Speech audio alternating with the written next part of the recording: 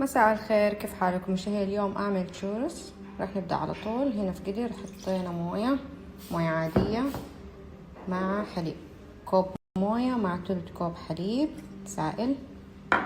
وعندي هنا 50 جرام زبدة طرية باردة، سوري، زبدة باردة.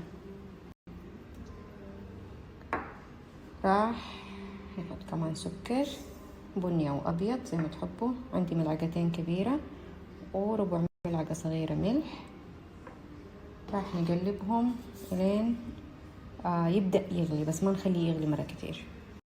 طريقة التشورس تشبه طريقة بلح الشام، نفس العجينة، بس انه بلح الشام انا اعمله بالزيت والتشورس اطعم بالزبدة. شايفين؟ اول ما يبدأ يغلي زي كده على طول راح نضيف الدقيق عندي هنا كوب ونص. بسم الله الرحمن الرحيم.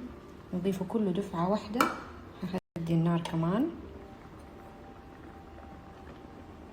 وزي ما قلت لكم ما تخلوا الخليط يغلي، السوائل تغلي مرة كتير عشان لا تتبخر، بعدين العجينة حتصير عندي ناشفة. راح نقلبهم كده على بعض لين تصير عندي عجينة ماسكة نفسها. خلاص زي كده راح اطفي النار، انتهينا. بس اهم شي تتأكدوا انه ما فيها تكتلات دقيق. الحين راح احطها في العجانة عشان اباها تبرد شوية. ما ينفع نضيف البيض دحين، الين تبرد شوية. نشغل عليها العجانة كده عشان يخرج البخار. زي كده لحالها اشغلها العجانة بس عشان البخار يخرج وتبرد العجينة اسرع. خلاص زي كده العجينة بردت، يعني لما امسكها بيدي ما تحرقني عشان البيض لا يستوي ويزنخ عندي. راح احط خل ابيض ملعقة ونص كبيرة خل ابيض، وفانيليا تقريبا عندي ملعقتين صغيرة فانيليا. وراح نحط البيض بالتدريج، بيضة عندي 3 بيضات.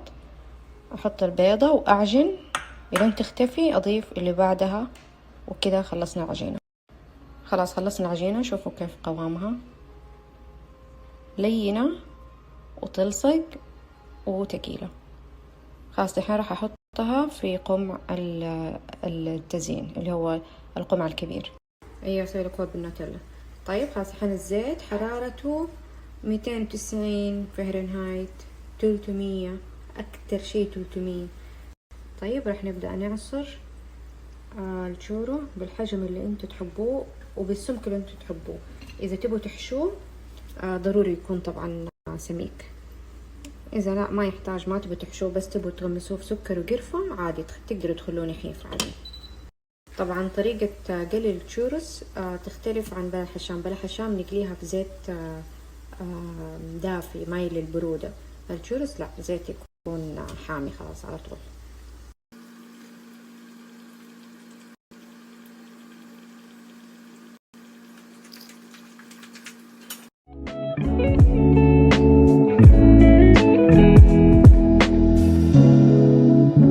خلاص خلصتها وحشيتها. طبعا لبستها بسكر ناعم، مو بودرة، السكر العادي الناعم مخلوط مع قرفة.